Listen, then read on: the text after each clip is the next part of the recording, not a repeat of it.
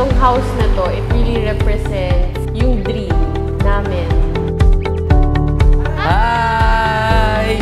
Welcome to our home! Tara, pasok! Every corner, every floor, it represents Billy and Team. Yan! Ito yung aming game room.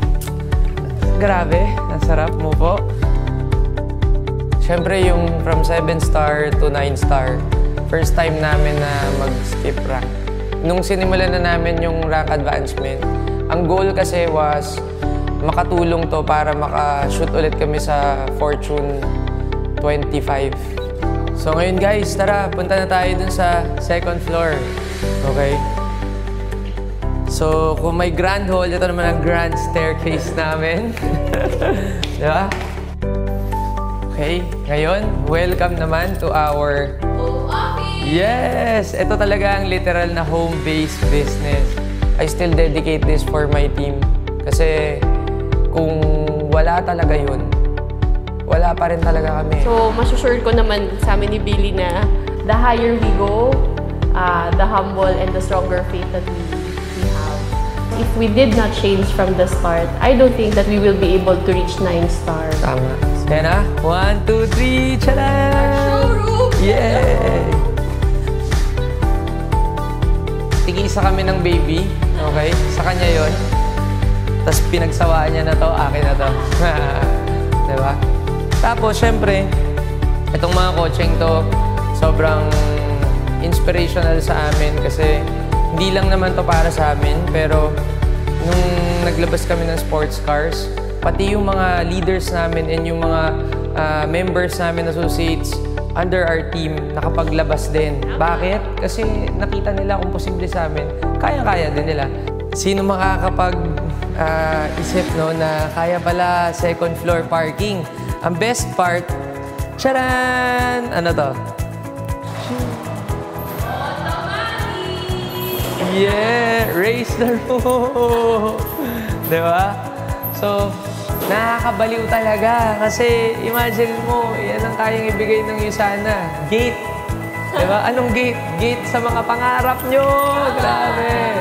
I would consider ourselves na we're very fortunate because we have all this wealth, but we maintain yung parang, yung character na kung saan normal na tao pa rin kami. If you continuously decide to move, grow, or be proactive in life, in any aspect, for sure yun, yung success mo naman talay-talay yan.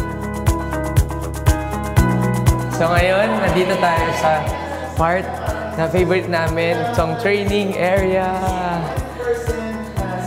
Hey guys! Yay!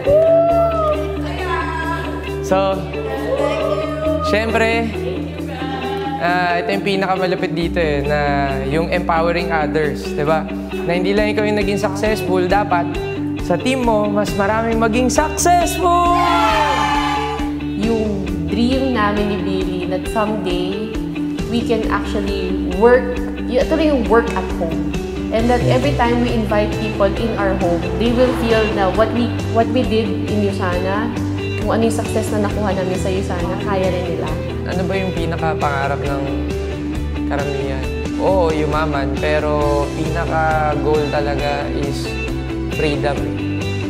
Yung freedom sa boss mo, or kung sino man na sasabihin sa'yo yung mga kailangan mong gawin, yun talaga para sa akin yung freedom. It's really beyond me and Billy na. More on, we wanted to show everyone na the Filipinos are really world-class. Kasi we want to put the Filipinos in the map, especially in the Usana world. Ito naman yung favorite part ko na empowering yung health side, di ba? So ano yung marami kang pera pero sakitin ka naman. So tara, punta na tayo dito. Ito ang aming boiler room 2. Ibig sabihin talagang magpapawis ka ng marami. Ito yung cage.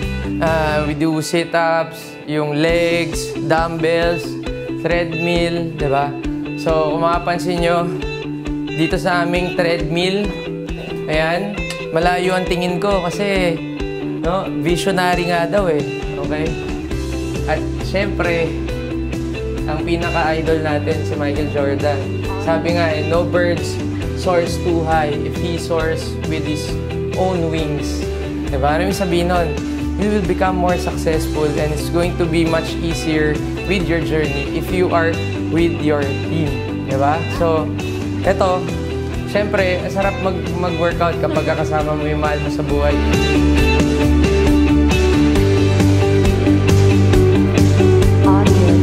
So ngayon, punta na tayo dun sa pinaka-mataas na parte ng bahay.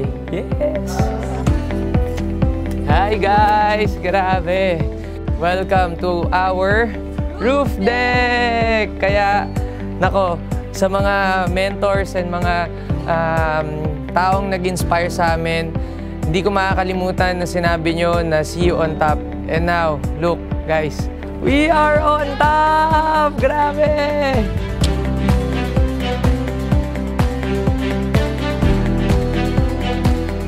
If you want to achieve bigger in life, then you sana can really be the vehicle for that. Karamihan ng stories, rags to riches, sa amin, kaya siya medyo realistic kasi hindi naman kami mahirap, average na tao. Para sa akin, yun yung naging winning moment na isang average na couple naging successful.